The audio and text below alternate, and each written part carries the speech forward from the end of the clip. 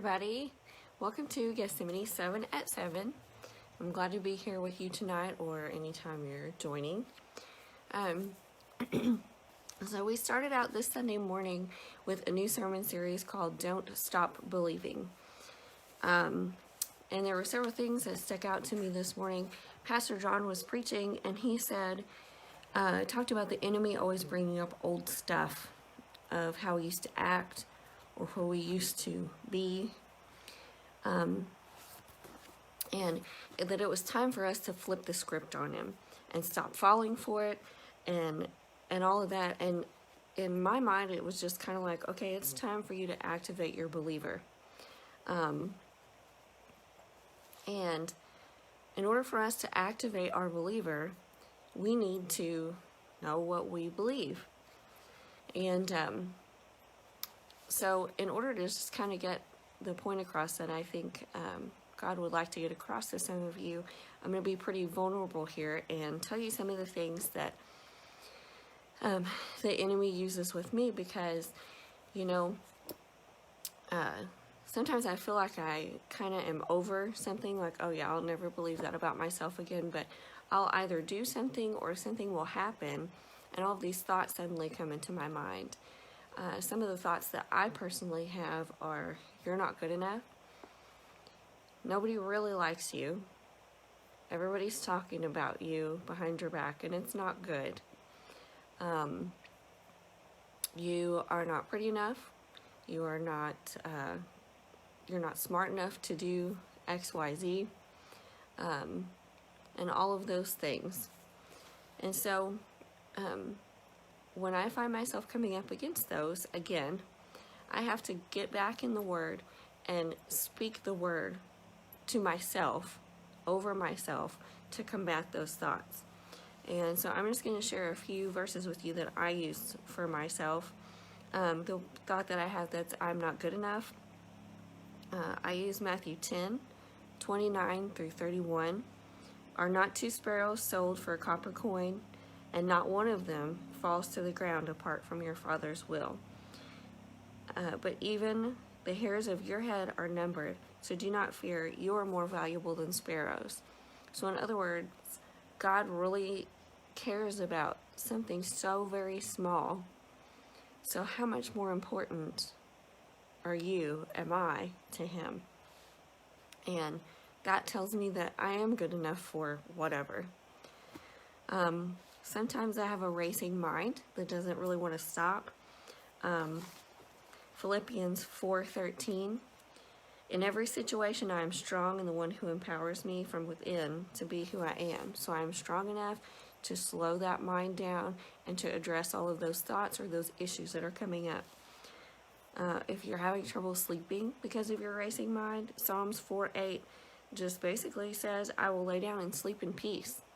And I speak that over myself and I pray that over myself. I haven't had trouble with that in a long time, but for those of you that might need that, Psalm 4:8. Another thought that I have is, I just don't know if I can do this or if I can continue to do this. This is feeling overwhelming. In Philippians 4:13 says, in every situation, I am strong in the one who empowers me from within to be who I am.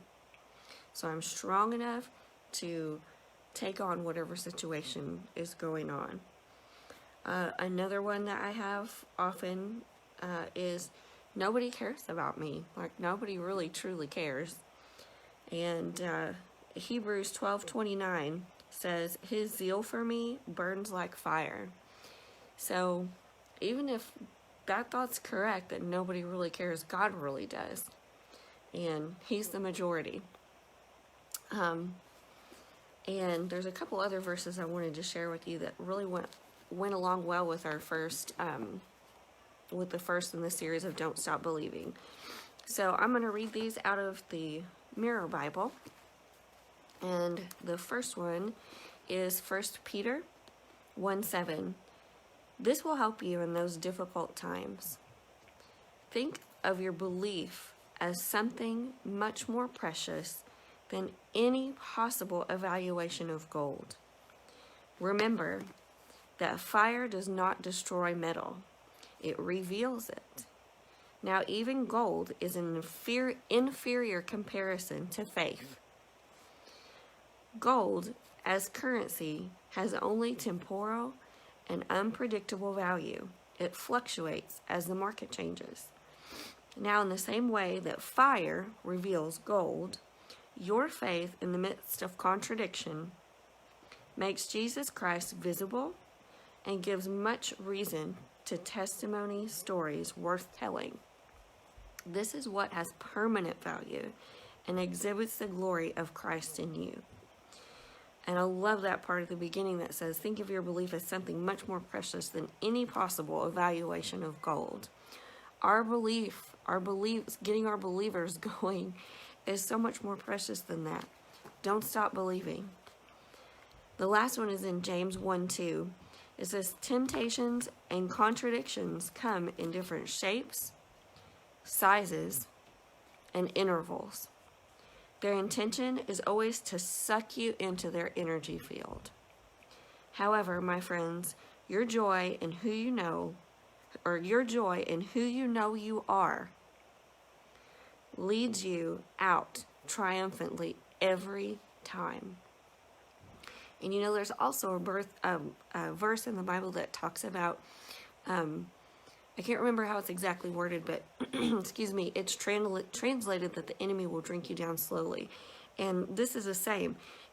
The intention of all these contradictions are trying to just suck you dry, to pull you into their energy field. But we've got to put our energy into believing what God says about us and what God says about other people and what God says about our situation. So make sure that you're getting in your word, knowing exactly what God says about those things so that you can reactivate those believers every single time you need them. And it may be every single morning, or every 5 minutes, and that's okay. But anyway, that's just some of my experience, and that's kind of how I do that and reactivate my believer when it feels like it's getting a little bit low. I hope this has helped somebody tonight or sometime in the future. Love y'all. Bye-bye.